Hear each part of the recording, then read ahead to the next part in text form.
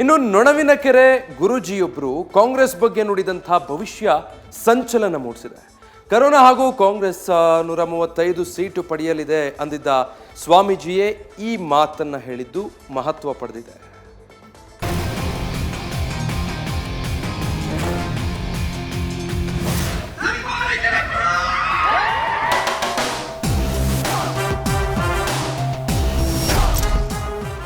ಕಮಲ ಆಕಾಶ ಮೆಟ್ಟಿತು, ಮಳೆ ಬೆಳೆ ಸಂಪಾಯಿತಲೇ ಪರಾಕ್.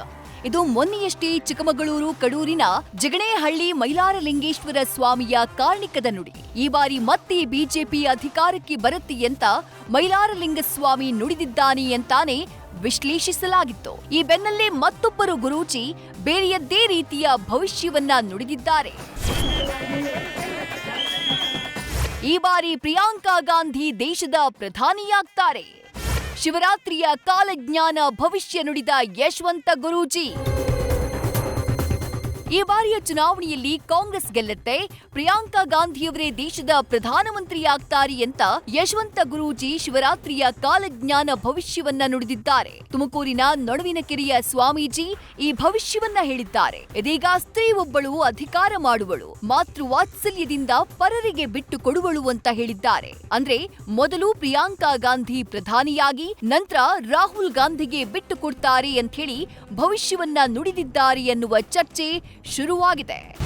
ಕಾಲಜ್ಞಾನ ಭವಿಷ್ಯವಾಣಿಯ ಪ್ರಕಾರ ರಾಷ್ಟ್ರ ರಾಜಕೀಯದಲ್ಲಿ ಒಂದು ಶಕ್ತಿ ಅಂದರೆ ಸ್ತ್ರೀ ಅಂತಕ್ಕಂಥವಳು ಈ ದೇಶವನ್ನು ಆಳ್ತಾಳೆ. ಅದೇ ರೀತಿ ಈ ರಾಷ್ಟ್ರ ರಾಜಕೀಯದಲ್ಲಿ ಶಕ್ತಿ ಏನು ಈ ದೇಶವನ್ನು ಆಳ್ತಕ್ಕಂಥ ಶಕ್ತಿ ವಿಶೇಷವಾಗಿ ತಾಯಿಯ ಕರುಣೆಯಿಂದ ಒಬ್ಬ ಪುರುಷನನ್ನು ಕೂಡ ರಾಜನಾಗಿ ಮಾಡ್ತಕ್ಕಂಥ ಯೋಗ ಇರೋದ್ರಿಂದ ಮತ್ತೆ ಆ ಸ್ತ್ರೀ ರಾಜಕಾರಣಿಗಳಿಗೆ ಒಂದು ಭಯವನ್ನು ಹುಟ್ಟಿಸ್ತಾಳೆ ಅಂತೇಳಿ ಕಾಲಜ್ಞಾನ ಹೇಳ್ತದೆ. ಪ್ರಿಯಾಂಕಾ ಗಾಂಧಿಯವರ ಜನ್ಮಲಗ್ನ ಜಾತಕವನ್ನು ನೋಡಿದಾಗ ವಿಶೇಷವಾಗಿ ಪ್ರಿಯಾಂಕಾ ಗಾಂಧಿಯವರಿಗೆ ಈ ರಾಜಕೀಯ ಕ್ಷೇತ್ರದಲ್ಲಿ 11ನೇ ತಾರೀಕು ಏನು ನಾಳೆ ಬೆಳಗ್ಗೆಯಿಂದ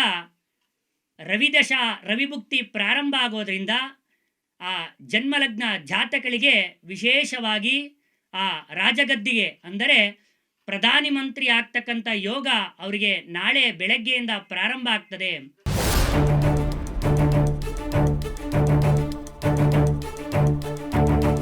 ಕಾಂಗ್ರೆಸ್ ಅಧಿಕಾರಕ್ಕೆ ಬರುವುದು ಶತಸಿದ್ಧವೆಂದ ಗುರೂಜಿ. ಶಿವರಾತ್ರಿಗೂ ಮುನ್ನ ಚುನಾವಣೆ ನಡೆದಿದ್ರೆ ಮೋದಿಯವರಿಗೆ ಪ್ರಧಾನಿಯಾಗುವ ಯೋಗವಿತ್ತು. ಆದ್ರೆ ಈಗ ಮೋದಿಗೆ ಆ ಯೋಗ ಇಲ್ಲ, ಅವರಿಗೆ ಅನಾರೋಗ್ಯ ಕಾಡಬಹುದು ಅಂತ ಗುರೂಜಿ ಹೇಳಿದ್ದಾರೆ. ಮಾತ್ರವಲ್ಲ, ಈ ಬಾರಿ ಸ್ತ್ರೀಯಾಗಿರುವವಳು ಕರುಣೆಯಿಂದ ತನ್ನ ಅಧಿಕಾರವನ್ನ ಪುರುಷನಿಗೆ ಕೊಡ್ತಾಳೆ. ರಾಹುಲ್ ಗಾಂಧಿಗೆ ಪ್ರಧಾನಿಯಾಗುವ ಯೋಗ ಇರೋದ್ರಿಂದ ಅವರಿಗೆ ನೀಡ್ತಾಳೆ ಅಂತ ಗುರೂಜಿ ಭವಿಷ್ಯವನ್ನ ಹೇಳಿದ್ದಾರೆ. Madhu Ingaladal, news first, Tumakuru. News first ನಿರ್ಭೀತಿಯಿಂದ ನಿಮ್ಮ ಪರವಾಗಿ.